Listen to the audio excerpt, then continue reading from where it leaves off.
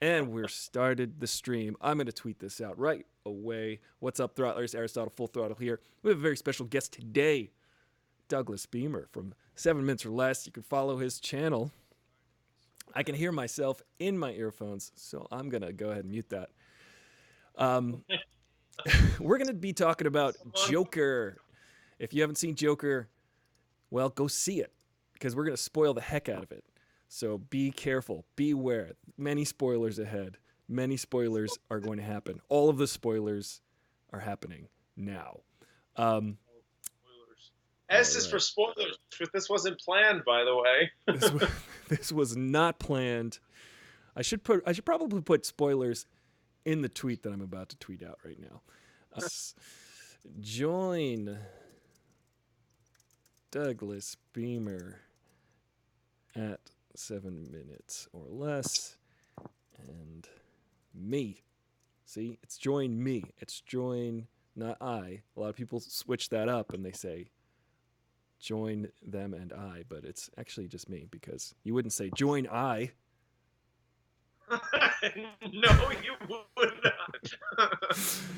We're join going to. We're not Alan Tudyk in a superficial background of pure white as I hide into that Doom Patrol. Indeed. Alan Tudyk. What a name that is, huh? That is like the most pronounced last name ever. I always made that joke in that episode I did on, what was it, Rogue One, because there's a character named Two Tubes, and Alan Tudyk, I don't want to know why he's called that. Our thoughts. That's not me. Yeah, exactly. But we want to. From you. Talk about an incredible human being. That's him. Let's join our discussion. So if you're just tuning into the channel right now, get ready, because we're going to spoil the heck out of it. We're going to spoil the heck out of Joker, because I think people are going to be talking about the Joker for years to come. They're going to have many different ideas, many different speculations, many different thoughts as to what the movie even is. I'm going to talk about a review that I read that got it totally wrong. Totally wrong? Well, they didn't like the movie for the very reason the movie exists, and I'll get to that. We'll talk about that in a bit. Okay, yeah, I should say on my review, I go on for some time. Like, it's like a 15-minute long video, and I cover on some points that really troubled me and bugged me. But I am very interested in hearing what you read. Yeah, I definitely want to get our fans in here talking, discussing, mulling over, deciding. Mulling.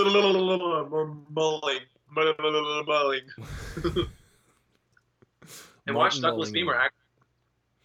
All right, so I think we're back on track here. Yeah, and then you just have to click this link. I can put a picture of the Joker in here. Let's see. Yeah, there we go. Throttlers, join Douglas Beamer and me. We're going to spoil the heck out of Joker movie. Our thoughts, our theories, but we want to hear from you. Join our discussion and tell us your thoughts. Let's go. Let's do this. That has thusly been tweeted. So, Douglas, you saw Joker movie. What did you think? I saw movie Joker, yes. Yeah. Did it live up to your expectations?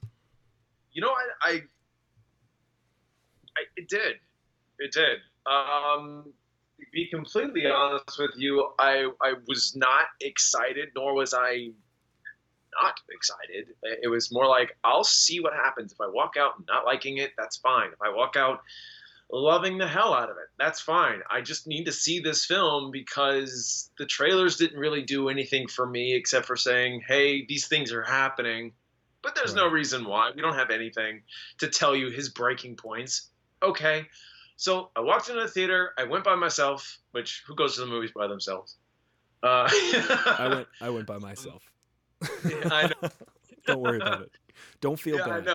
So we went I felt together, but by ourselves. Let's just say that. right. Yeah, okay. Could go for that. I could go for that. But yeah, no, this movie really just exceeded expectations that I didn't even know how to make for myself just yet. I walked in, this thing Hmm. started, and I'm like, just immerse me in this world. If you do nothing else, immerse me, Right. please. And it did. It did. Hmm. It was like, you know how you think about how a movie's gonna start. You think, okay, this is gonna be like a noir type film. I bet you it's gonna start up with a voiceover narration. Everything's black and white, and you hear that jazzy music in the background, and you're like, okay, that's exactly what I'm expecting to hear. And it Yeah. starts, and it doesn't do any of that, but it just makes you so happy that it subverted your expectations and made better ones Right. on top of it.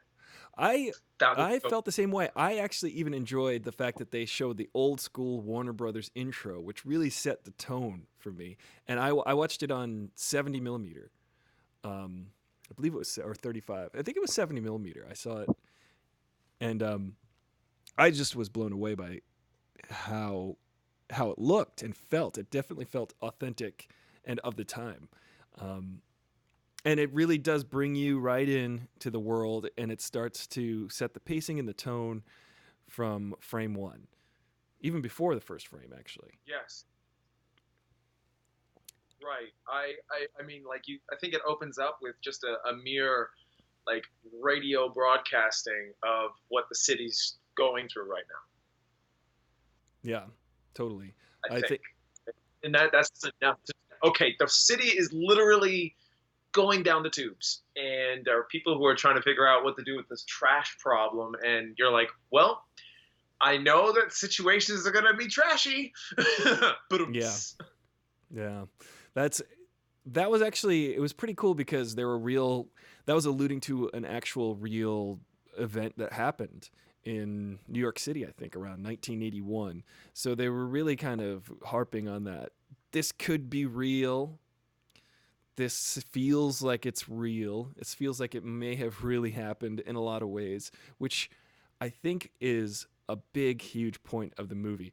And again, spoilers, because yes. one of the uh, lines that was most indicative of this after I left the movie is I remember one of the first lines that Joaquin Phoenix says as the Joker or as his character Arthur. He said, um, "I'm not sure if I ever really existed," which was such a mind blowing thought to have leaving the theater, going, "Did what they show us?" Because I mean, we can do a little synopsis of the movie, but I feel like the movie as a whole, if it does present itself as everything connects. Scene each scene connects to each scene very linearly, but by Yeah. the time you get to the end, you see that what's the actor's name? Zazie Beats, I think Zazie Beats. names except for the popular one. What? I'm sorry. I was saying that I'm not very familiar with names except for the popular ones. Oh right. Well, she's getting up there. She's on that. She's on Atlanta, and she's really good on that.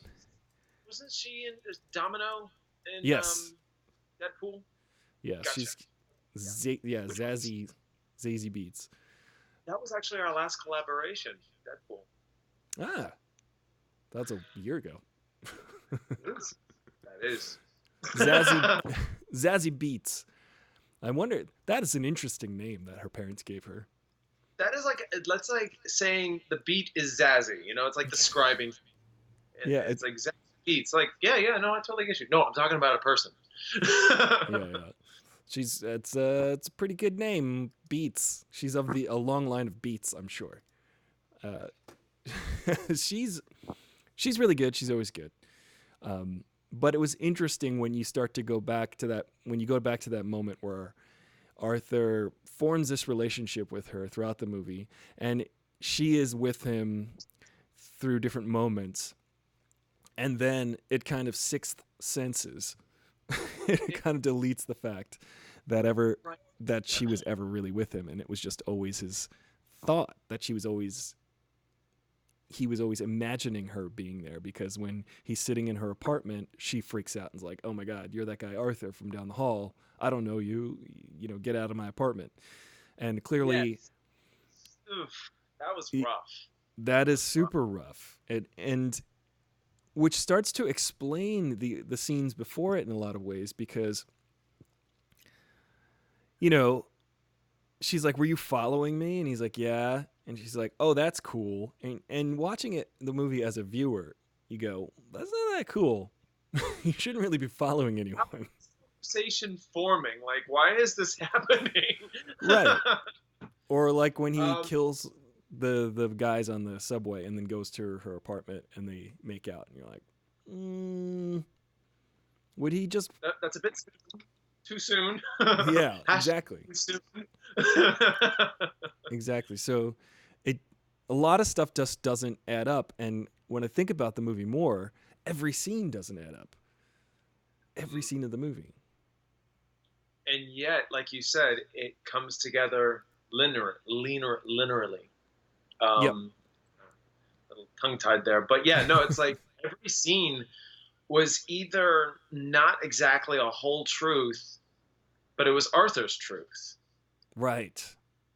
And that's kind of what I'm glad you touched on, that because it's kind of like those things in your mind you kind of pick apart for a second and you go, whatever, I'm not going to worry about it. They have to flow with the movie and it's flowing, I'm good. But you kind of think about it and you're like, wait, he just kind of, I think it was he aces those dudes and then he goes out and makes out with her right after that. Was that the right way I remembered it? Yeah. Yeah. I think that's. Yeah, I'm yeah. pretty sure. I'm only going on one time viewing here, so I got to see this movie again. But if that's how it happened, it just baffled me on like how quick that happened. Like, so they bonded over that moment when they were doing that in the elevator, and Joaquin kind of comes out and, excuse me, Arthur, and said, and it's like, hey, Yeah. like overgrades it way too late, and she's like, yeah, okay, Yeah. It's so inappropriate. right, and then like after that, it's like suddenly they're a couple now. Okay, fine, whatever. It's flowing. Maybe she had a thing for him. Here I am projecting my thoughts into the movie and believing this is how it needed to be and this is the only way it works. Then you find out that it was never working. It never happened. Mm-hmm. Yeah. Okay, thank Almost. you. That relieves a headache I was forming. Exactly. Well, that's the thing I loved about it, is the more I think about it, and I definitely want to see it again. Just DF Network has joined the chat. What's up, DF Network? If you saw Joker, let us know. We are doing a crazy spoiler talk session here. We're talking about Joker movie with Joaquin Phoenix. It was out last weekend. And we're just talking about how I think every scene, if I rewatch it, I have a theory that every scene has something in it that is going to be an exaggerator or something that kind of flips the scene on its head, that makes every scene make no sense. Even when he encounters young Bruce Wayne, it's just kind of like, would he just be hiding in the bushes? Would he just walk over to this kid? Would he just put his fingers in this kid's mouth to make him smile? It's really awkward and weird.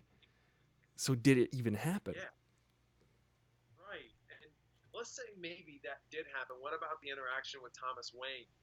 Like, if you think about it, Thomas Wayne was confronted by Arthur, and Arthur kind of like has like this, laughing meltdown and says, "Yeah, you're my dad. You got to face facts." And he's like, "You think this is funny?" And pop, and then of course he over to the sink, and next thing you know, next shot, same position. Yep, in the kitchen or wherever. Yeah, with that makeshift kitchen dining room, and it's like, wait, did this happen, or did it not? And that is a testament to it's a unique film. I don't think I've ever seen a film like this where you question almost every scene. I'm sure there are some crazy, wild, independent films. One that comes to mind actually is Primer. Did you ever see the movie Primer? It's No, but it does familiar. It's a science fiction. It's a low budget science fiction movie that came out around 2005, I think, maybe sooner, maybe earlier. Okay. And the movie, spoiler alert, it's got time travel elements in it to the point where they do so many different time loops throughout the whole movie that you do not know what you're watching. And apparently, the guy who made it, Shane Carruth, he wrote it, directed it, starred in it, did the music for it, distributed it himself, edited it, did everything. He rode around, like giving it to theaters so that they could show it. Um, he's a true DIY hero. He apparently in his head has all of the time loops. He knows every scene and who you're actually watching do what because they just loop things through so many times that certain characters have to actually. Do you remember in Bill and Ted? I'm kind of jumping around all over the place right now, but in Bill and Ted when Oh, they but were I've like, seen. "Oh, we need to stop these guys. Why don't we just come back from the future and then throw garbage cans over these guys' heads and we'll just remember to do that later." Garbage can. Exactly. So that's kind of like Primer.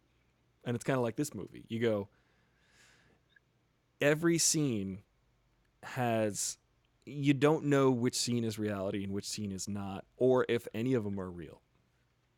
Right, right, and that's one of those movies that really begs the question, like, was this all for naught, or was this worth something? Um, Right. there is one movie I might be able to pitch in here. It's a lesser known film, but it's really good. It's called The Endless. Mm-hmm. Um, Let me pull up and get this right because I'm terrible at mentioning directors on the non-popular basis here. Let's see here. Come on, gimme. Endless film. There we go. So it was directed by two guys, Justin Benson and Aaron Moorhead. Mm-hmm. And it's basically about a cult that these two were a part of. They left, and then they got a notice saying, "Hey, if you come looking for us and we're not here, don't worry, we'll come back." And they're kind of like, "What are they talking about? You know, what's up with this?" And they go back, and they just kind of get themselves mixed into what they're about to do, and it does have enough to do with time travel. Spoiler alert! Spoiling everything these days. You know, that's the best way to talk about stuff. Um, they find themselves getting caught in this loop, and Right.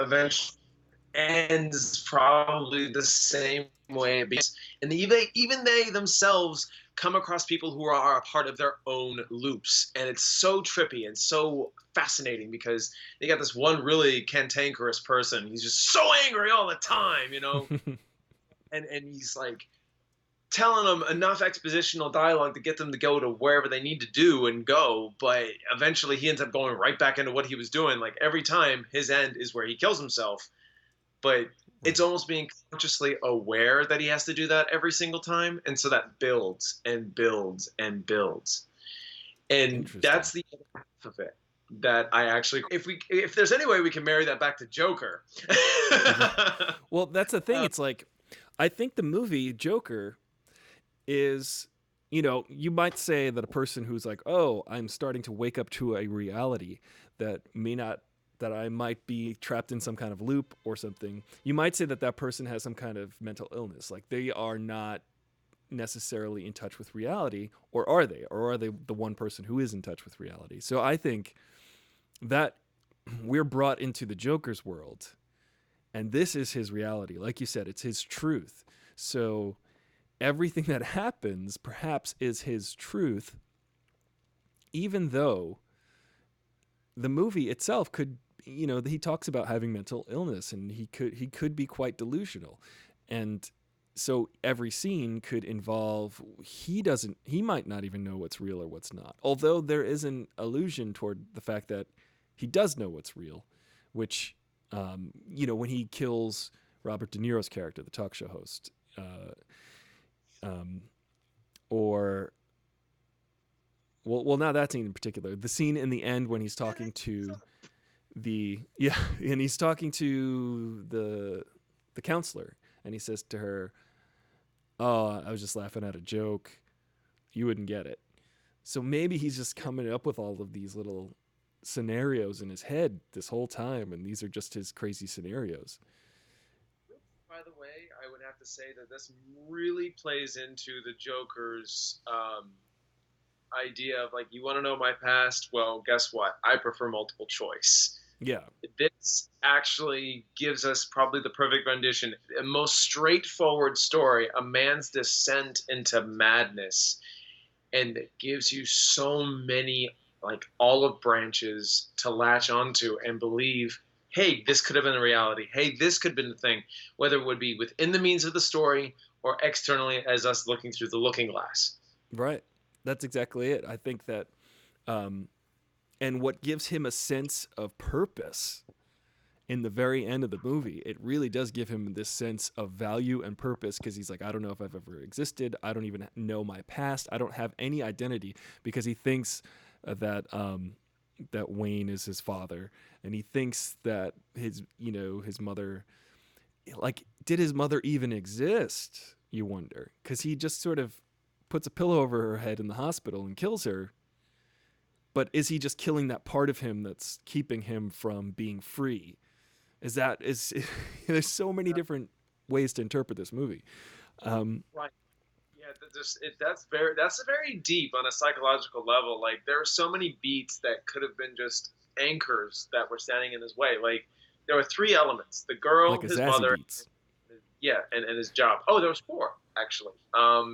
The psychological evaluation, Mm-hmm. um, therapy session. So those four elements, and you start realizing they're going Yeah. one by one, and eventually, like the big reveals happen. And when you peel back those layers, they're not exactly twists. They're more like reveals. They're like, okay, yeah, you just take this away and you're showing another side of him, something that was standing in the way. Now he can do this now. Like, if he had everything, all four elements, but the one that was going was his mother, like the Yeah. one that she had a stroke apparently and was in the hospital. Do you think he would even talk that way in front of the detectives? Right. He just like completely awkward and probably wouldn't even speak to them. But because he had already lost his job by this point and he wasn't having the psyche vows anymore, that brings him down to two elements left, and he was able to just kind of backtalk them like he was a normal human being.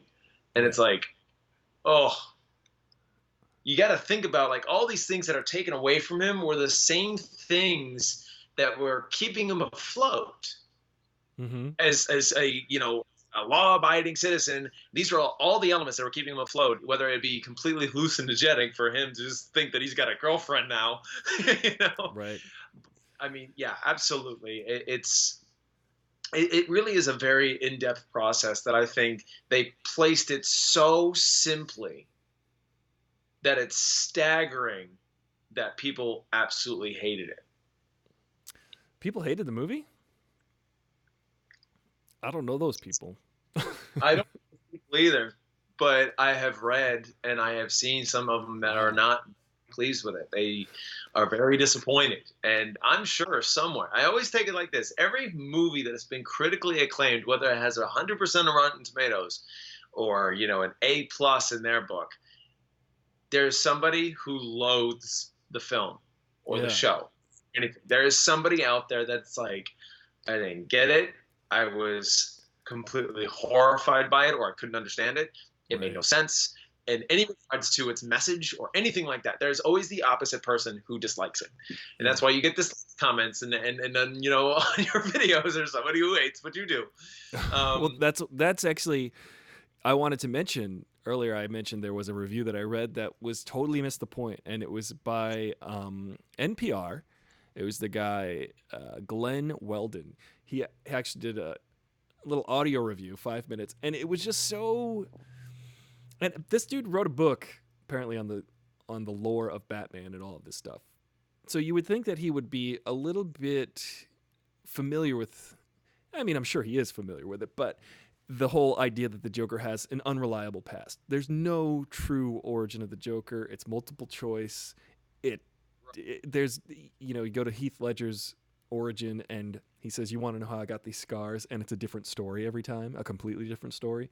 And you go, "Okay, well, this guy's clearly trying to throw us off the trail, or at least he indulges in the fact that he is the representation of pure chaos and is completely random." You look at the Joker, Joaquin Phoenix as the Joker, and he randomly kills the talk show host when he plans to kill himself. He does all of these different things that are just the opposite of what he planned to do. So he kind of, in a lot of ways, just is so pure chaos that in the end, when he draws the smile on his face with blood and everybody's worshiping him and it's just chaos in the streets, this is the moment he becomes fully realized and says, this is my meaning. This is my true, I belong here. I belong as an arbiter of chaos. I don't come from anywhere. I'm not going anywhere.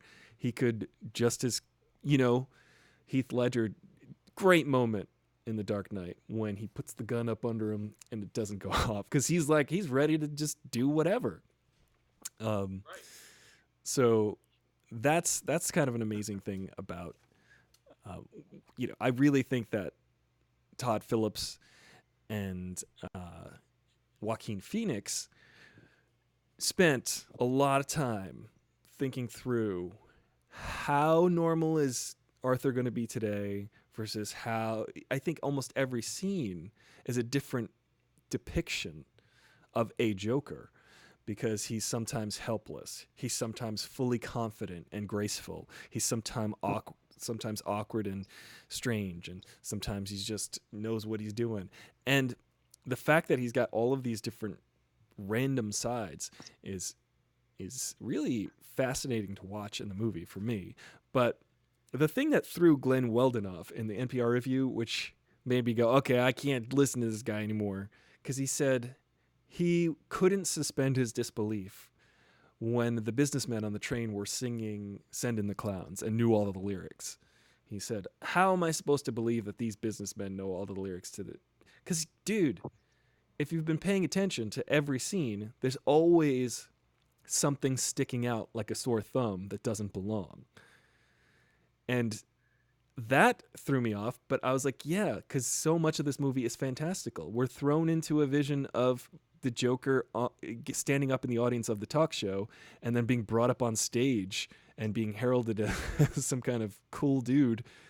And they don't even do any traditional, like, diddly-doo, diddly-doo, diddly-doo. Now we're in a fantasy. They just cut to it, and then they just cut back, like he's watching it on TV. Like, I thought that happened. Yeah. That's why he looked at Murray so fondly. Like, you said the sweetest things to me on your show, and that's why I love it. I was in your audience. You singled me out, and all that. I love you. That's why I'm here. It made me feel like that happened. Yeah. And now I'm like, even when I left the theater, I thought that was the only truest thing. I mean, how silly am I? I thought that was the only true scene until I started going, uh-oh. That never happened either. Right. So who knows what happened? Maybe that is, but I think that you can look at every scene and say that. I think you can say, okay, if this is the reality, then none of the other things happened. And you could say that in every scene. I'd have to watch it again to really back up that theory. But maybe, I think that I really do think that that's a massive part of how Joaquin Phoenix and Todd Phillips approached doing it. Not to get too deep, but we probably will. It's a big address. It's a big address on mental health issues. Yeah. And I'd say a lot of us are dealing with various aspects in so many ways. Mm-hmm. To be respectful to those who actually are literally diagnosed, and to all of us who just kind of theorize that we have it, and the others who, maybe play up on it. Doesn't matter. The fact is, the way we're talking about, what could be real, what is real, was it real for him, was it not? That's actually our thoughts every single day. When you're going through life, and you're just having these thoughts about how something will play out or how something didn't happen or did happen, you always have that notice that your mind makes it up for you most of the time. When Mm-hmm. it happens, it doesn't happen, you react and respond to it. And then you kind of go back and think and you go, you know what? I thought that was going to happen differently. And that movie is a very deep play on thoughts. Right. Basically, it's like a thought process that only gave you mere glimpses of what did happen to what didn't. And then again, to me, I felt a lot of that movie did happen. I feel like it did because, like I said, if you play at it straightforward, which that's what I saw the movie as, yeah, that there you go. Okay, yeah, he's clearly gone. He's off his rocker, that's for sure. And then Right. you catch the rest, and then you're like, okay, yeah, this is nuts. Yeah. And I he's mean, what's up, sorry, Robert Medina? He just joined us in the chat room. Old school Robert. viewer from way back in the day, from like when I had 5 subscribers, I think. One of the top 5. How's it going? Did you see Joker? Did you take your kid to see Joker? I want to know. Did you Because take your kid? it's rated R and you shouldn't bring children. There's violence and harsh language. Which Um, there's no language here, that's for sure. Oh no! Oh, Finish him. oh no! Smiling maniacally. Yeah, the um, movie. I really do think it's kind of a piece, an exercise in delusion. Whether you want to call that delusional schizophrenia, delusional personality disorder, or I don't know what it's technically called, but I feel like the movie itself can be viewed as if you sit down, if you sit down and watch it and just go, you're experiencing this world that is unreliable and inconsistent, and that might be what it's like from a certain point of view. yes, yes. And it's literally watching a man's world turn upside down, you Yeah, know. And yet our minds are trying to turn it right side up just to make sense out of all of it. And I yes, think, sort of very the point from that article from NPR, it really boggles me that for some of us who are trying to turn that world right side up just to make sense of out of all of it, that's where a lot of people are disliking it big time right. because Hmm. that level that they see it on, their perception is their reality. So even Right. expectations versus reality, that's where it becomes very conflicting and complicated. So Yeah. I'm just because somebody disliked it, it doesn't mean that I'm going to hate on them for disliking it. But if you can't give me a good enough reason why it wasn't working for you, I'm going to say that you're not really thinking out the process. Maybe you just didn't get a good vibe from it and it just rubbed you the wrong way. That would make Yeah. sense. Yeah. You just got to admit it. Exactly. That's fine. It's fair to say you didn't like it. It's fair to say that, it's helpful to say why you didn't like it. But, everybody can like something, everybody can dislike it. They may not be able to express that in words, but, it does leave some of us frustrated when we're like, well, why didn't you like it? No, Um, wrong with you, yeah. For just in acting alone, I'm learning a little thing like here and there about acting. I'm lucky enough to have a girlfriend who is an excellent actor and an excellent acting teacher. So she's teaching me, she's kicking my ass and teaching me how to do it and what it's all about. And just watching Joaquin Phoenix and sort of understanding a little bit more what he has to sort of do, he has to believe that he is in this world. Because if he doesn't believe it, then we don't believe it. So if and he I've heard, doesn't, heard if that he's argument. not, yeah, yeah, If, exactly. he, Like if if he's not selling the mystique, then we're gonna call BS. exactly, Absolutely. and it's not even, I'd get a ruler wrapped on my knuckles if I were to say selling it or at performing because she says, "You're not selling, you're not performing, you are experiencing that moment." Like, because if you're truly, because we're humans, we relate, we have mirror neurons, we look at other people, and when they get like hit, we feel it. When they trip and fall, like we feel that feeling inside. If you're a psychopath, you don't. But but if Let me tell you something, and that actually brings up a good point because I even mentioned this in my review as well. You know, the first time when you see, Arthur's back and you see the bruises and see how bony he is, and he's trying to open up his shoe Yeah. just to get the laces in and make it like, he was just trying to bend it into proportion for himself. There was a guy next to me. And with what we knew then to this moment now, he sees his back and he's like, ooh. And it's like, even in that physicality, that experience, not performance, is being lived right now. You're seeing what he's doing. And it's like, oh, damn. Yeah. It's like he's stretching the leather, he's stretching the laces, and his skin is stretching over his bones in that moment. It's really kind of crazy. It is very crazy. And I think that's kind of the best experience. I think that's actually what really made it for me, is because I sort of live vicariously through others. And if they say, hey, I had a really great time with this movie, I'll go in and going, I want to have a great time too. And if I'm in the theater and not a single peep is spoken, sure, yeah, I can enjoy it for my own merit, but it's the reactions of others that make it the best. And the fact that nobody was laughing and reacting like that, instead, I was like, this is phenomenal. This is what the movie was going for. And it hit it solid, right, bullseye. And Totally. I really enjoyed that. It's a unique experience. Robert Medina says that he's not one of those guys that waits to find out what happens in the film. He read about the plot. I thought it was good. It makes me want to see it more. My kid wants to see the film.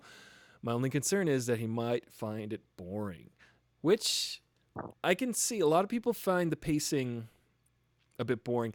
If I were a kid, if I were 10, 11, 12, and I went to go see the Joker movie, this may not be the Joker movie that I wanted to see. But I feel like, having lived a little bit and seen a couple things here and there, it really does feel it feels a bit more poignant. There's like a connection to what this guy goes through. You might need a little bit more on that level. Just have a little bit more life experience to appreciate what's going on with this guy and his life. You go to a film to appreciate the work that's been done and hope to get a story that means something by the end. As a kid, I can't say like, oh, because of its content, it's not for kids. This isn't a movie you go and show your kid just because you love the character Joker. There were so many multifaceted reasons that we as us, up and coming adults love Joker. Mark Hamill in the Batman animated series was great because it was a simplified version of Joker. This is the most mature version of Joker you could ever find, that's going in depth with a psyche that some of us relate to. A kid's not going to get that. Yeah, and the Heath Ledger one was good, but he still had to split the movie with Two-Face and Batman, so they had to kind of divide up the Dark Knight with those characters, even though Heath Ledger is such a huge presence in that movie. And I also learned in that movie that you can just put an S in front of laughter and it spells slaughter, which is so good. Right. It's such a it's great. And what a good touch. Slaughter. And you know what? Real shameless little tidbit. It's funny how thoughts, you take off one T, it's though. Yeah. And then move another one, it's tough. Oh yeah. Little play on words there that you're just like, what? That's how? True. That's a good one. Yeah, it's though great. And tough. Yep. And then if you take another letter out, it's tug.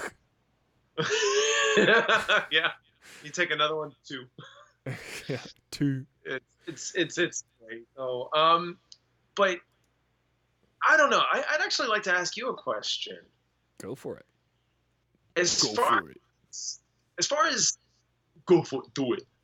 That's Rocky 5. Go for it. I haven't seen Rocky 5 in forever. That's good. Um, You should probably have seen Rocky 5 since never. It's the only one to skip. right, right. It's that one movie that no one wants to credit as because it's just not good. Like a boxing movie that turns into a street fight. Give me a break. It's lame. Um, All the other ones are good. All of the other Rockies are good. yeah, Except yeah, I'd go that far. I'd go that far. from good to excellent. So for what I'm going to ask you, it's a very interesting thing to look at in a way because this is one of my complaints. I don't Is it mind if there are 50 actors playing this one role. yeah. We've seen it with James Bond. Mhm. We've seen it with actors who put their own spin, a different style. Sometimes it's a movie that's sharing a story with another story. But one of the biggest things, even my girlfriend had brought this up, and she's like, "We don't need an origin movie for Joker." And I was like, "Tiny bit, tiny bit, Kinda. yes, Yeah. yes, we do, kind of do, we kind of, yeah, yes, we do." Um, and she was arguing with me, saying, "No, no, we don't." And that's kind of an argument that I hear in my head and from others that they're like they haven't seen this movie because it's a Joker movie. They don't want to know. We've been treating him like an enigma, and we Yeah. love the fact that he's an enigma. Our ignorance is our bliss. Edward And Nigma. That's the Riddler. yes, yes, it is. Yes, yes, yes. I picked up what you put in there, sir. I understood that reference. Uh, That's from the Avengers, Captain America, talking about monkeys in a barrel. yep. Actually, personal flying monkeys, Wizard of Oh Oz. yeah, that's right. I do. I understood the reference. There you go. Yeah. Sorry. Take the moment you talked about Joaquin Phoenix becoming the Joker. What were your initial thoughts? That's my question. Sorry, but that was my question. Joaquin Phoenix becoming the Joker, the actor, just getting the role, or you mean? Overall, like, oh, hey, we're gonna make an origin story over the Joker. We're gonna make it Scorsese-esque. Yeah. That's like part one of the question. When you found To go see this, I kind of felt sort of just like lukewarm, like sure, I'll check it out, I guess. It wasn't like selling me on glamour and sparkle and spectacle. It wasn't selling me on that. But I bought the right, ticket. it was an Avengers Endgame. Right, exactly. Avengers Endgame is a different experience. According to Scorsese, it's akin to an amusement park ride. But what is wrong with an amusement park ride? They're fun. They're They are enjoyable. fun if you. Yeah, we could talk about that too. Is it cinema? It's definitely cinema. I went and saw it in the cinema. So You know what? Joker felt. It felt like a film. yeah, It felt an experience, but a film that was like, we're going to tell a story like we normally do without a franchise, without, hey, you need to know everything about this man. Like, this movie did not pretend that you knew, but it didn't patronize or talk down to you either. It right. was telling you a story about a man, and that man ends up becoming the most iconic thing we've ever known about. Yeah, he's one of the best characters written about in the last 100 years, the Joker. And as people want to just like reduce it to comic books, you go, well, it's a comic book character, but it's like no, he's a representation of chaos, and how he in this movie particularly, I think from beginning to end, it really builds to a crescendo of this is why the Joker does what he does and is who he is. And of course, we didn't get a clear origin. We didn't get a spoon-fed, everything that we thought or he thought was true, who his parents were and whatnot, turned out to be all dead ends and nothing, and which was cool.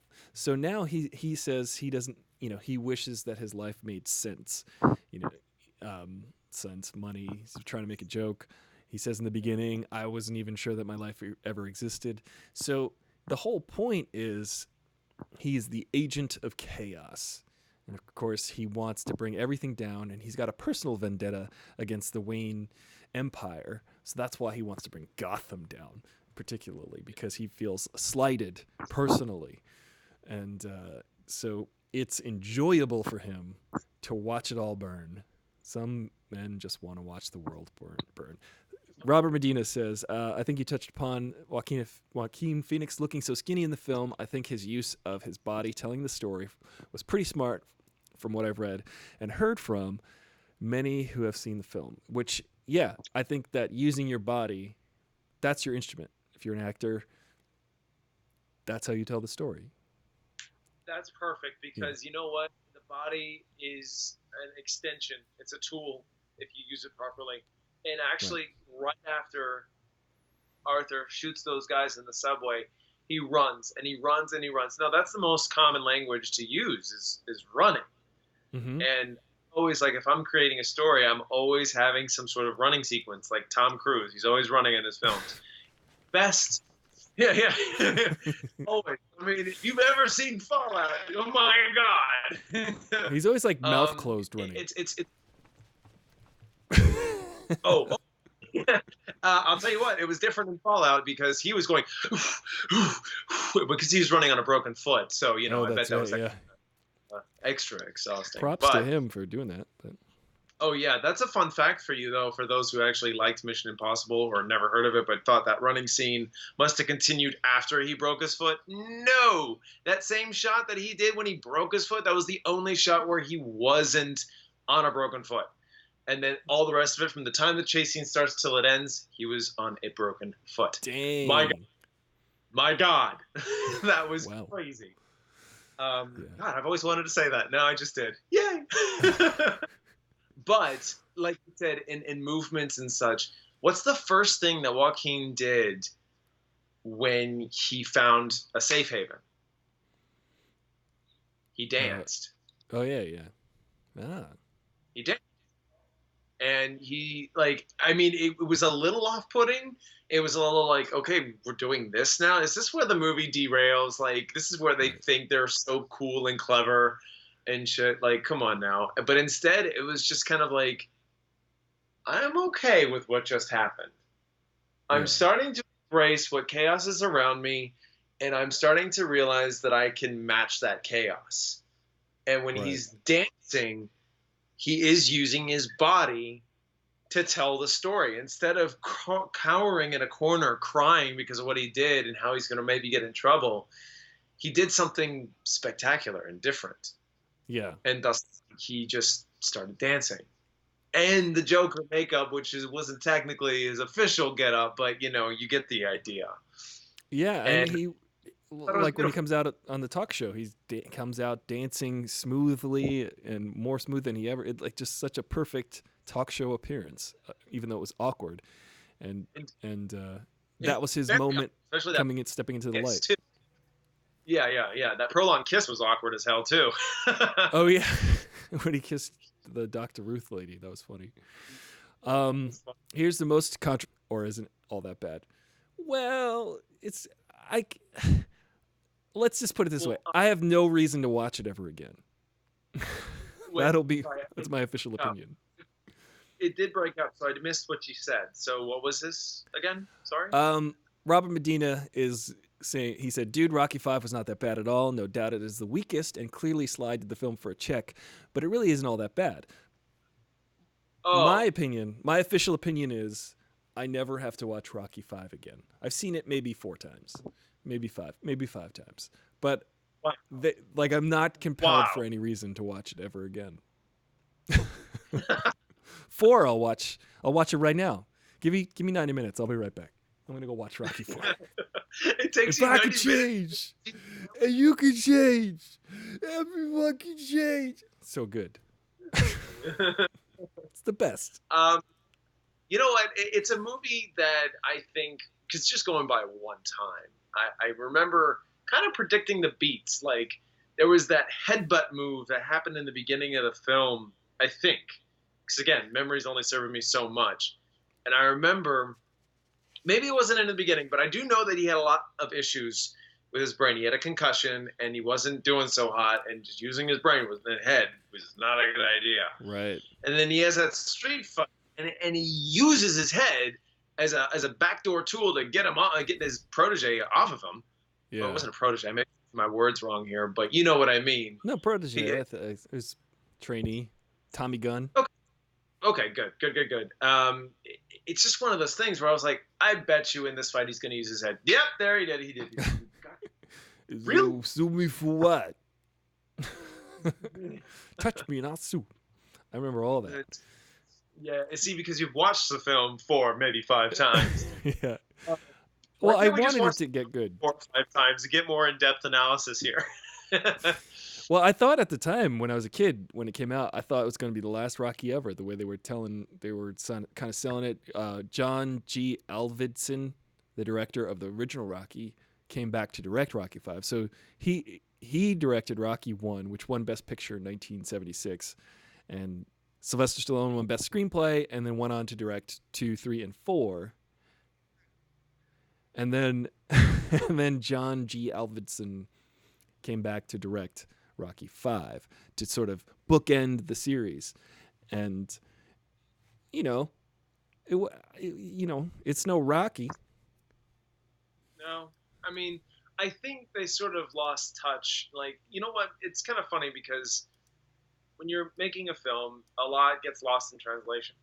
And I think that with Rocky, though, they had probably their best intentions when they were doing this, but I think they lost track of like their quality and what they were doing with the story. Because I always found like Rocky movies are great, to my opinion, no matter what. I'd love to revisit them because I do enjoy the first one, and as those movies go on, I've been fine with them. But it wasn't until Creed that I was actually really excited. Like, oh my Yeah. God, they're continuing this and giving us a different version.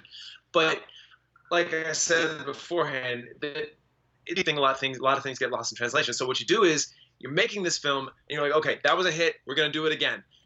Well, we're not thinking about what that made that first one successful. We just got another story to tell. So they tell the story and they're like, well, it didn't get praised all that much.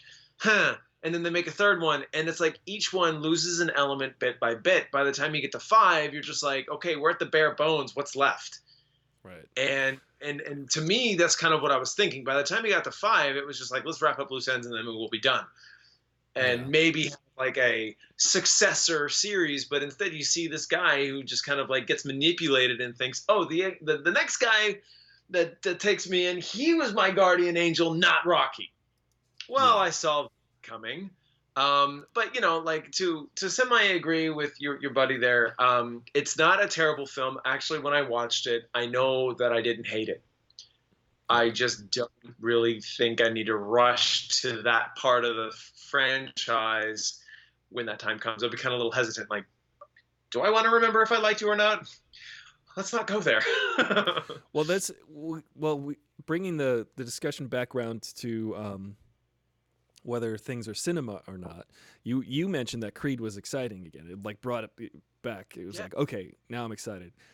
Avengers, the first Avengers was probably as an adult the greatest movie-going experience I had. And then Creed was the greatest experience. I jumped out of my seat in Creed. I was like so excited. But clearly it's been trumped. Both of those have been like beaten out by what Robert Medina says. Avengers Endgame was one of the best amusement park rides I've ever been to. As a matter of fact, not ashamed to admit, but I cried when the Avengers ran up against Thanos' army. One of the greatest moments in cinematic history, bar none. I agree. For me, sitting in a movie theater, watching Avengers Endgame, particularly the way it was set up, because luckily I'm in Hollywood, so the Russo brothers came and introduced the movie. Alan Silvestri came out and said hello. The writers came out and said hello. And Kevin Feige came out and said hello completely unannounced at the screening that I was at. They just came out and said, hey, guys, we really appreciate you. Thanks for making us billionaires. I didn't say that part. But they were basically saying, thank you so much. This is basically a love letter. This is everything we've worked up to. It's the 22nd film in our series, and here you go. We hope you enjoy it. It's for you guys who've been coming to see all of these movies. And in the theater, I've had the wildest range of emotions. I mean, he has his own opinion.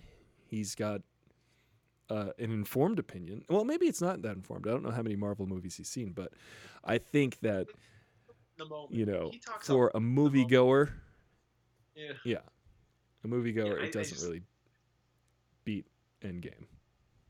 no. I think for Scorsese, his opinion is always going to be valid because he knows a story when he sees one. Yeah, And he's probably saying that he's not saying Avengers Endgame is a bad film. He's not saying that. He's saying it's a great amusement park ride. It is going to be exciting. Why do you think a large majority of people go to amusement parks? To be excited for about 30 seconds to a minute and then go, I want to do that again. yeah, And it's good capitalization on something that I think was built up to this point, and it was sort of earned. Just saying. And you know what? And not to think absolutely. that we've derailed our conversation talking about all these other films after we just left Joker, but earned moments happen in film when they think that it's working progressively and organically to a moment they believe needed to happen. When Yeah, Captain America says Avengers and he grabs there and yeah, says Symbol, dude, incredible. Yeah, lost my mind. Lost lost my my mind. mind. It's when Joaquin Phoenix checks his lips and sees blood on it and then just does this. Yeah, yeah, Incredible. yeah. Such a Incredible. great moment, and he becomes fully realized. He was at his height, being a guest on the talk show that he dreamt about being a comedian on. He's at the highest point. You know, he killed everybody that had been in his way, essentially, and then killed the person in his way from, the talk show host. Like that basically solidified his iconic status, and then Yeah. he's in the back of a patrol car at the lowest point, being taken away, and then of Right. course rises from that because nothing can keep the Joker down. Nothing really, because in chaos there's always a way out. You know, Yeah, it's like this multi-formed ball of wibbly wobbly, timey wimey stuff. You know and that. that would be the Joker. Yeah, and, There's and so the chaos of life is going like this, and wherever my fingers are just openings and doors and opportunities. That's yeah, where the Joker is. He's dead in the center, just kind of going, yeah. He sees going the world for what it is, which is yeah, complete chaos. He sees that we're all just sort of following along in a in transactional life, going, I do this for you and then you do this for me, and if we all follow the rules, if we all stay in the lines, then everything works. But he's like, I see that none of this matters. I see that this is all order, and order does not exist in his order doesn't in his exist. mind. We Yeah, try to make it exist. except We he try to wears make nice clothes. Where does he find it? Right. But then again, the Like, chaos is he wears nice clothes, but wears makeup all over his face to sort of, and dyes his hair green. yeah. And I love how there was like zero explanation why he does his hair green and why he does his makeup the way he does. I just love how there was like, oh, because I loved this one guy, and there's like a poster on the wall with green hair, and he just like there was no inspiration for it. He decided to just do it. Yeah, just complete And makes a decision and goes with it. yeah, and that's what I absolutely loved, is that there was no inspirational point from him to become what he wanted to be. It was just he became something that he realized that he was all along, Yeah, an agent of chaos. And that's what I loved about it. That was so unconventional that I loved it. yeah, It's definitely. complicated, but I loved it. I think Absolutely. that Joaquin Phoenix deserves an Oscar nomination at least. You think so? I think it's going to be interesting to see. He's going to win a Golden Globe because the Golden Well, Globes are like the candy version of the Oscars. They have a chewy nougat center once you take the gold wrapping off. They're the candy Oscars, and I really do think he's going to win the Golden Globe for this because he's kind of a darling for indie darling. It's interesting that he took the movie on to begin with yeah, because he's and a a really lot of high people. caliber actor. The, And there was somebody who said that he won something before the movie even came out. He was won for something, and it's like apparently hard to get or something. I can't remember what it was. He won some awards just before the movie came out, and Oh yeah, they won the Cannes Film Festival best it film wasn't or something. that. It's something like a Lion Award, something, I don't know. But it won the Cannes Festival Award, sure, yeah, absolutely. He ain't lying. The Golden Lion. The Golden It's Lion. the Golden Lion is the highest prize given at a film at the Venice Film Festival. Ah, the Venice Film Festival. That was it. That was the one. Yeah, And it's a that is really good movie, in my opinion. really, I think that it's tough to make a movie to begin with, and it's tough to make a movie where there's a feeling that you have throughout the movie, and it really does manipulate how you feel about what you're seeing on screen. And it's tough for Joaquin Phoenix to carry an entire. He's an actor. He's got to be in every single scene, and to devote an entire film to the Joker is kind of a. I think it gives him his due because he is Batman's true opposite. Batman represents order. He's trying to clean up Gotham. He's trying to keep everything in order, and the Joker just doesn't care, and he just doesn't like the idea that there is a Batman. But at the same time, he borrows that line from Jerry Maguire in The Dark Knight and says, "You complete me," because he knows that he cannot live without Batman. Yeah. yeah. He's just like, oh, the thing about chaos is it's fair. It's so true. Yeah. He knows that they need each other, and Yeah. I'm so sad, clearly for Heath Ledger's family and the people close to him, and it was sad that he died. He was a true talent, and really flipped everyone's idea of what the Joker was gonna be, because when it was announced that the dude from A Knight's Tale was gonna play Joker, people were like, nah, nah, nah. When it was announced that Ben Affleck was going to play Batman, everybody was like, yeah. When it was announced that Jared Leto was going to play the Joker, yeah, everybody was right. They were like, this is stupid. It turned out stupid. Everybody was right that time. But Heath Ledger did such a great job as the Joker, and I just think that I feel that the world is missing out on the arc that Christopher Nolan and Jonathan Nolan had for the Joker in the original third movie in the Dark Knight series, which would have been a huge epic Joker Batman film with Bane, probably. With to go back really quick, I had asked you probably one part of my question when it's like, what was your initial thoughts when you found out they were making a Joker origin movie story that was very Scorsese-esque, and you were like, yeah, I wasn't excited, but I'd go see it, I guess. And it was like, okay, that's exactly how I felt. Like, of course, you already got me. Let's just see what you got. The biggest gripe that I heard was that it's like they're getting another actor to play a role that someone did better. And we just saw, yeah. Which is really silly to me that right. we cannot seem to get past the last performance, so therefore it can never be topped.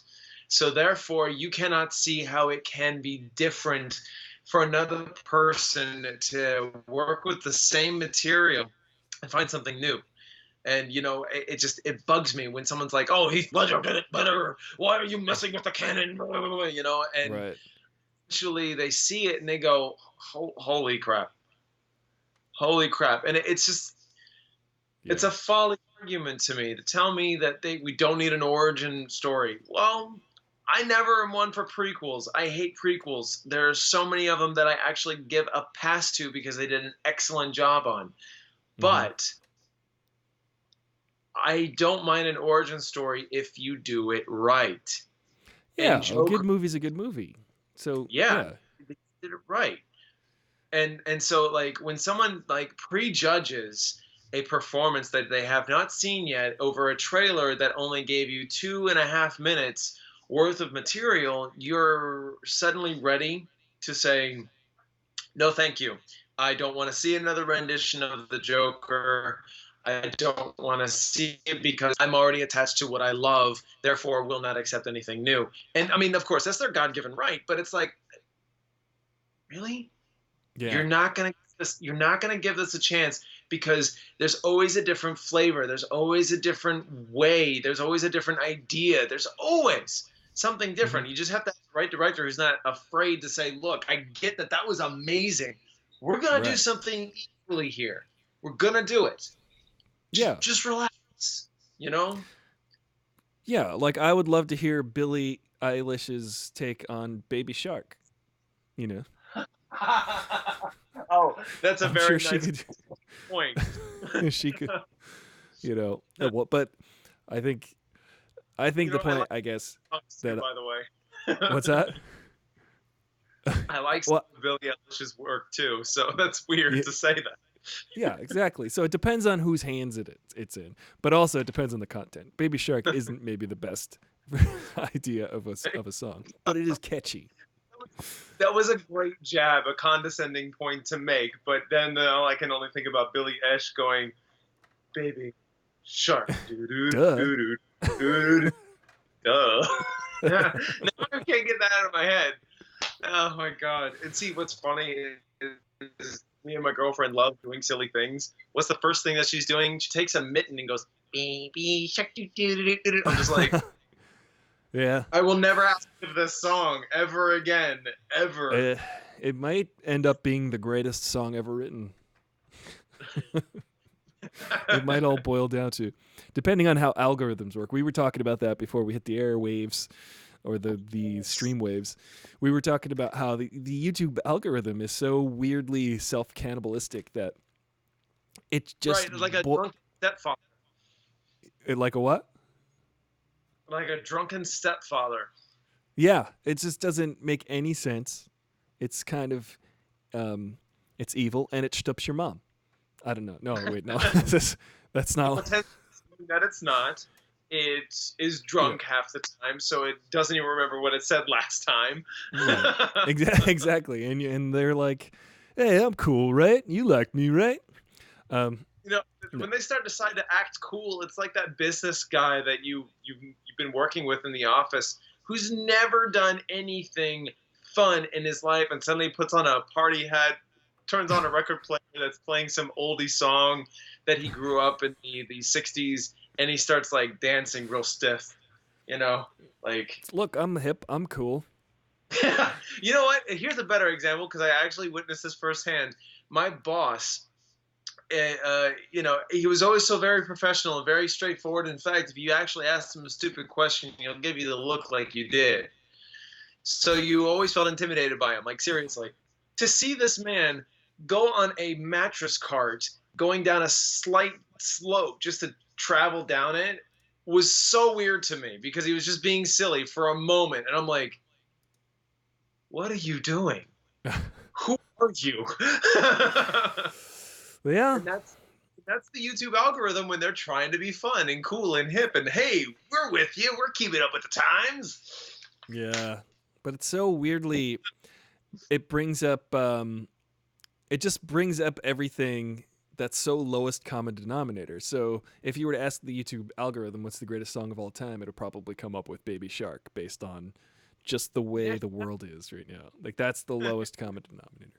Oh, this just in. I just read this. Actor from Jackie Brown, Robert Forster died, 78 years old. That's a bummer. Hang on a second. Let me see who that was because it does sound familiar, but I mean, Max Cherry, Bill's bondsman from Jackie Brown. you know what's sad is that I have never seen Jackie Brown. Is it? There's Oh, another. Jackie Brown. Is it That's a bummer. Rochette? Something? Yeah, he's got a very like kind of recognizable, rugged face, like a catcher's mitt. Like he just kind of, you know, that's a bummer. He was a good actor. He was very honest. Seemed like a very real kind of guy. Um, and that's the thing about these superhero movies, if you want to call them that. The actors, it's the acting that makes it real for us because we, whether you're a Glenn Weldon and saying that your suspension of disbelief cannot be upheld because perhaps fantastical businessmen are singing all of the words to Send in the Clowns, then you're not really appreciating that movie in particular and the fact that it's a scenario that's being created that Joaquin Phoenix in that moment is living for real. And for instance, if you look at Avengers Endgame, these actors are living these moments for real. You've got Thor, you've Chris Hemsworth telling a raccoon in the middle of space that he's been living for thousands of years and killing all of his enemies and all of these things. He's lost an eye and he's the god of thunder, and he's telling this story, and it's heartfelt and real and touching, and it's an incredible moment in the movie, Infinity War, not Endgame, but it's such an incredible moment because you're like, you know, this really happened to this guy, even though everything he says could not have possibly happened. So therein lies the key to these movies being great cinema, because the acting, the actors, and the storytelling is so real and vivid that that's what makes it cinema. If you can go to a movie and feel all these things happening because you're believing what's happening on screen, then you're experiencing a movie. That's all I got to say about I that. think when you feel that's all I have to say about it. When you know, like when you said the first Avengers was the best experience you ever had in the movie, yeah, absolutely. I remember sitting, probably for me, the best seat in the house, which was dead in the center. I was seeing the screen almost so perfectly right in front of me without having to go like this, you know. Mm-hmm. I was watching Nice. this, and every moment from the time that it began to the time that it ended, I don't think that theater was ever quiet. Yeah. Yeah. It's And yeah, well, sure, we were quiet in the best moments of build up and the tension and the ooh, look at this meetup and ooh, look at that meetup, but it was never pretentious and like here's Captain America and Iron Man together on the same scene. right. No, it wasn't like that. It was okay.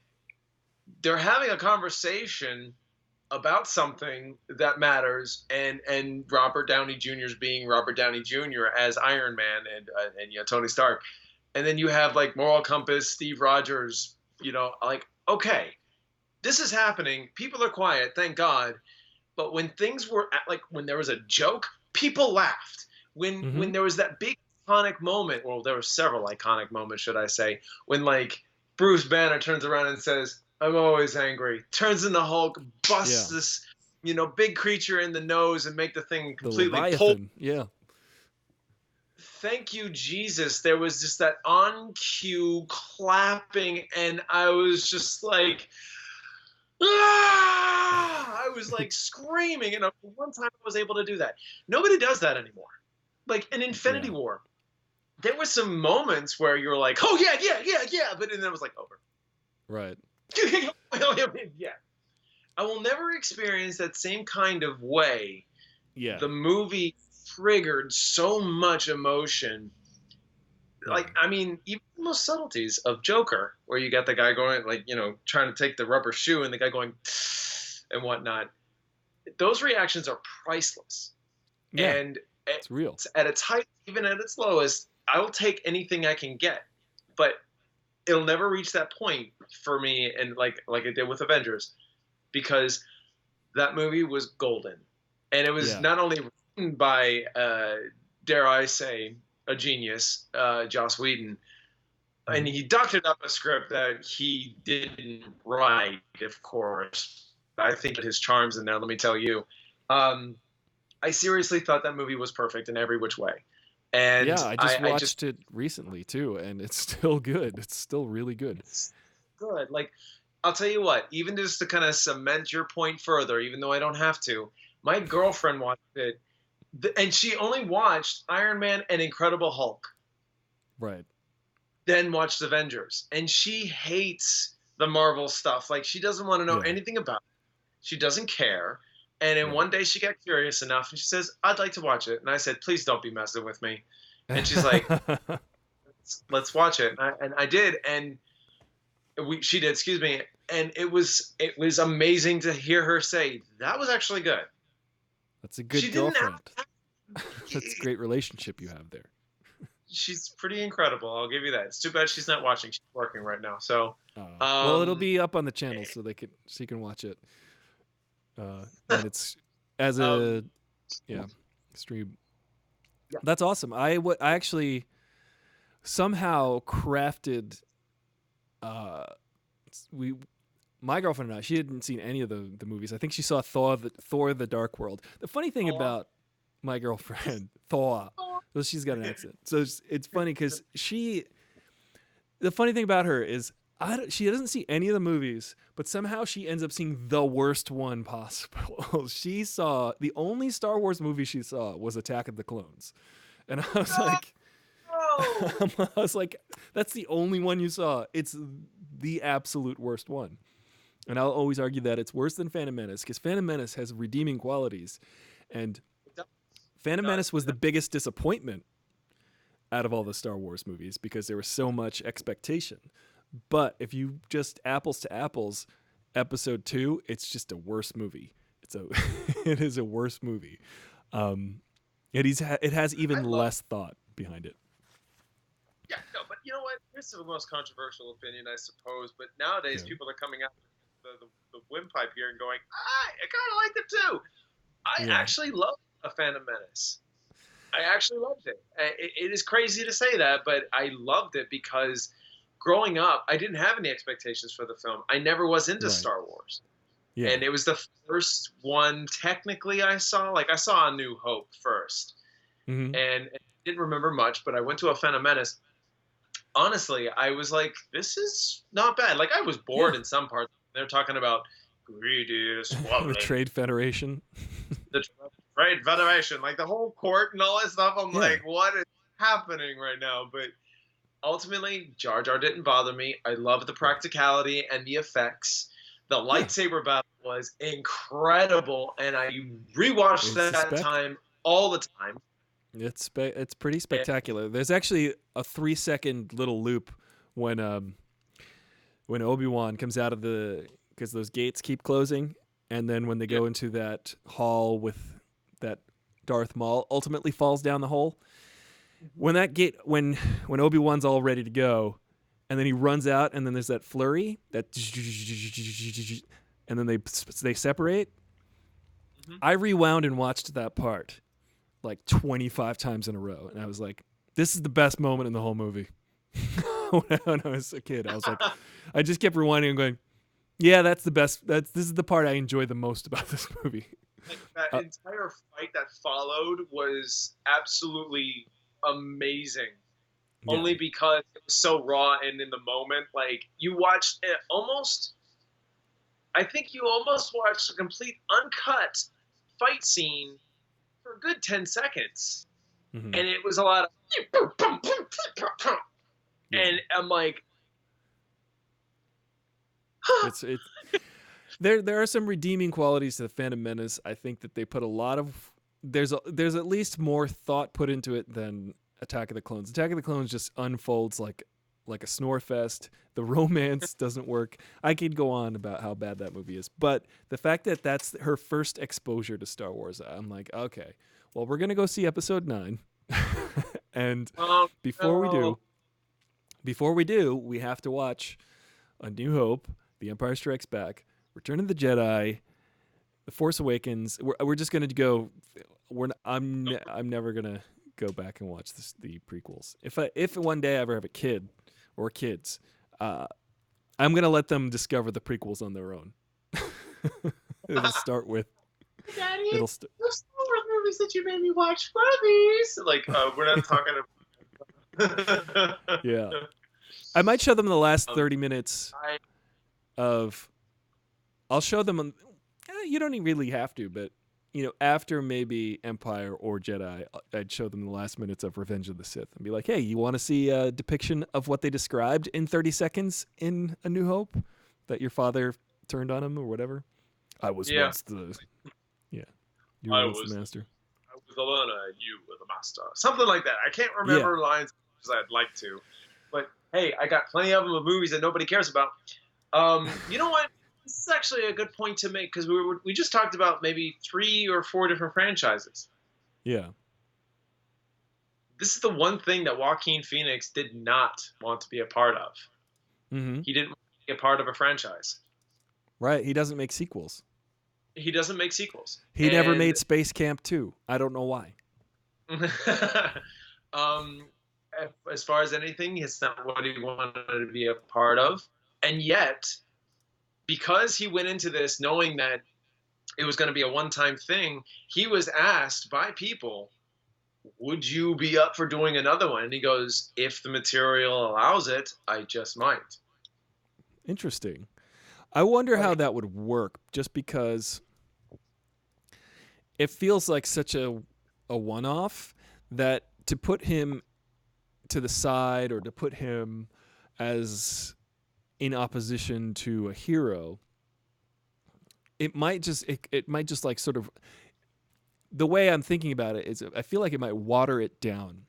It might become more of a caricaturized version of him, and he may not fully have an emotional depth that the Joker had. He may be more of a sketch than an actual, fully detailed, in-depth, tortured character. But I mean, I guess there is a way to do it where you can avoid that. But um, I I'll read you this, and this is interesting because Phoenix considers the Joker to be a dream role for him. He says, I can't stop thinking about it. If there's something else we can do with the Joker that might be interesting, he might do it. And it's nothing right. really that I wanted to do prior to working with this movie. I don't know if there's more to do because it seems endless, the possibilities of where we can go with the character. So Yeah. it, it's interesting because he doesn't see like where he could go next, but it sounds like he's open. And yet, it's funny how this was meant to be like an Elseworlds type thing. Only one, that's it. And now we're kind of like, I know Or what you $93 million later. yeah, know what you said earlier about not wanting to be a part of any kind of franchise, but with this, you really put your heart in. Could you Yeah. maybe do it again? And it's like there's Show me the money. Well, I think money talks. I don't know. I don't feel like Joaquin Phoenix is in any sort of need of money, and I don't think he needs to. I think he's more interested in being an actor than. I mean, everybody likes a little bit of money here and there. So, I think, but but I think I he's. would see him back for the money. I would want to see him back to tell me a story that's next in the entire universe.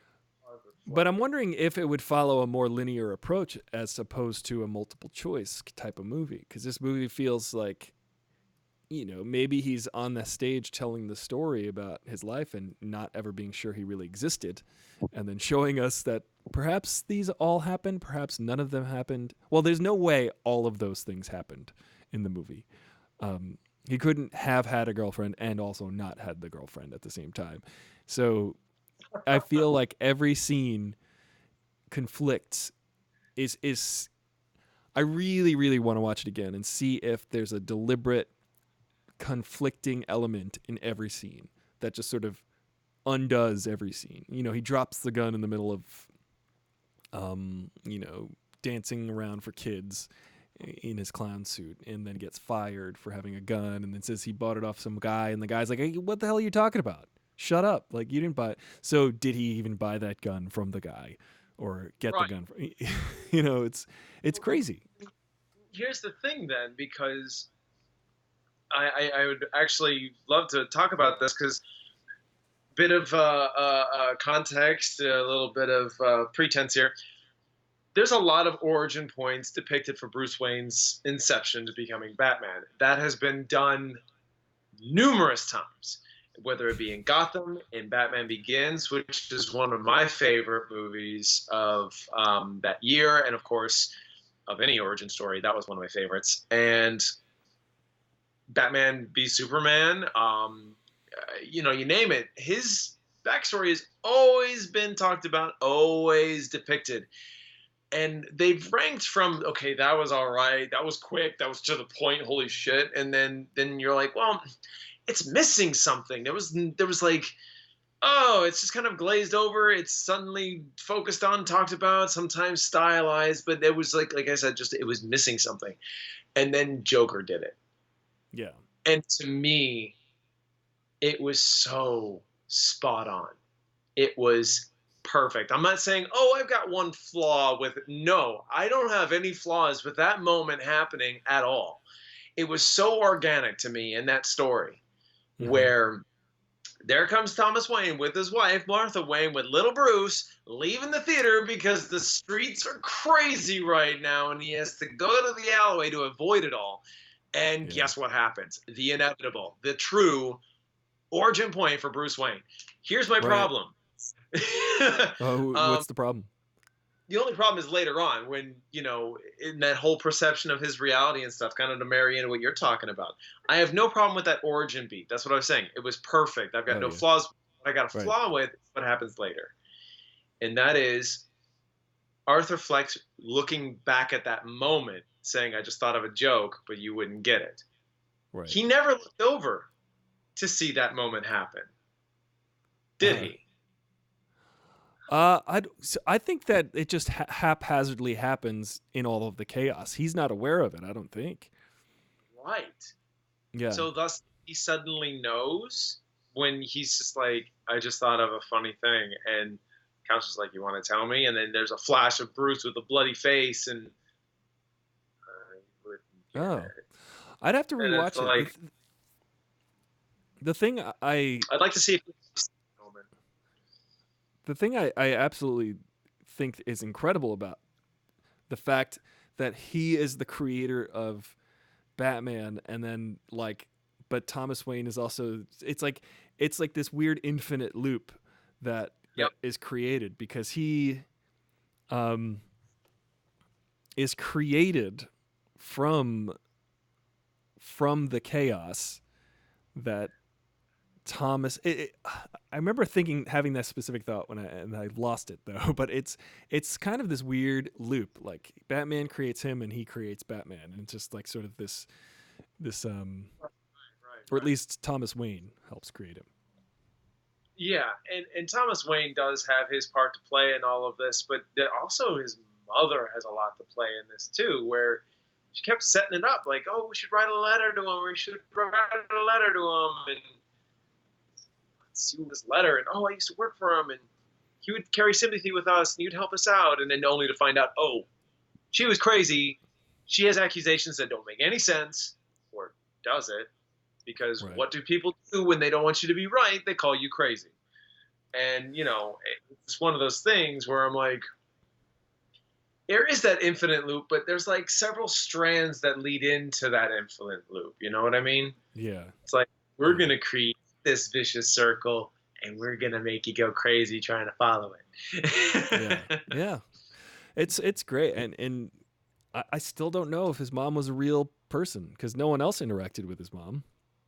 She was in the hospital bed, but maybe that's just his hospital room. Maybe he was in the hospital. Maybe what's going on there? Maybe he just an old lady that he didn't even know. It could be anything. And the way that he sort of just kills her is so emotionless. It's kind of creepy.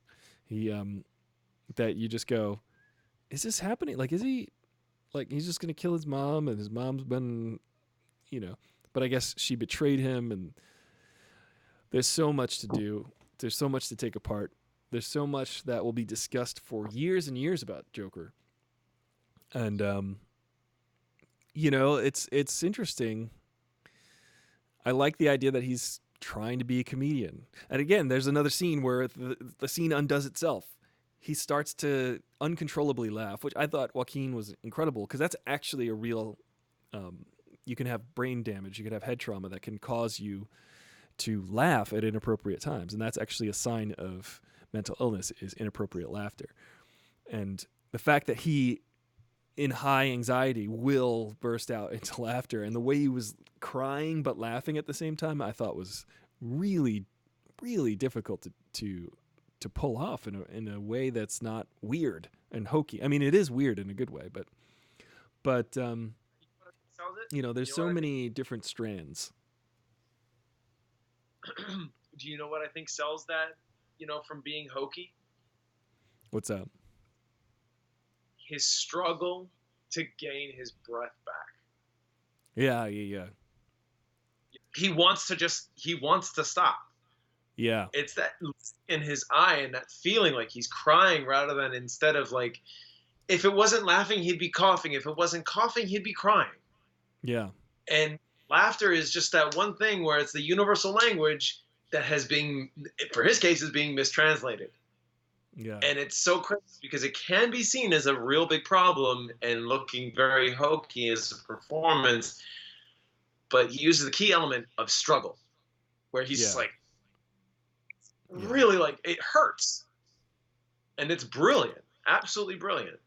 It's really great. And you still even question that. Like, is he laughing because he can't help it? Because when his friend is making a joke about the little person, he laughs and then just stops. He's like, ha, ha, ha, ha, ha, ha. And then he just stops himself completely. So you're going, okay, is he in control of it or isn't he? Is this really happening or is it? So chaos again. Yeah. You know what? And here's something like, this may not have anything to do with it, so forgive me, but it's kind of like me and you doing another live stream. And we're talking about a movie that we love, but we're pretending to hate it. Right. Yeah. Like we'll take Joker, for instance. Me and you, I would suppose we both love that movie, but it's saying we'd have the roughest time saying how much we hated it. But let's say we actually sold. What's real? What's real here? We sold it. We sold the fact that we hated it, but instead we said, oh, this movie is something that we loved. It's incredible on how we perceive these things, how it's performed in front of us, what we take out of it, and what it all means. Yeah. Simple as that. And I mean, that's pretty good final thought, I would say, on Joker. This has been a good tread. I'm sure this could be done again. I'm sure we could talk more and more about Joker. If you guys have anything that you'd like to say about Joker, let me know in the comments below, and definitely follow Doug Beamer. I've left his YouTube channel link in the description box, so you guys can just click on that, follow him. He is well on his way to 1,000 subscribers, so let's get him there, please. Let's do that. Please. Also, I really do appreciate it. at 7 Minutes or Less on Twitter. Follow. Comment. Like, share. Notifications button. Do all of those things. Like so you've never heard that many before. things you have to do. It's exhausting. Yeah, smash like. I'm just going to make a video that's 10 minutes long going smash like. So Joker movie, love it or hate it, it's a movie, and it's made lots of money. Indeed it has. It has provoked many thoughts for us to think about for years to come. Thinking thoughts is what we like to do here. So guys, thanks for joining us on this live stream. Any last words, Doug? No, sir. I hope you all have a fantastic and wonderful day. Cheers. I'm Aristotle Full Throttle, your bro in the know with the fro, and I'll see you later.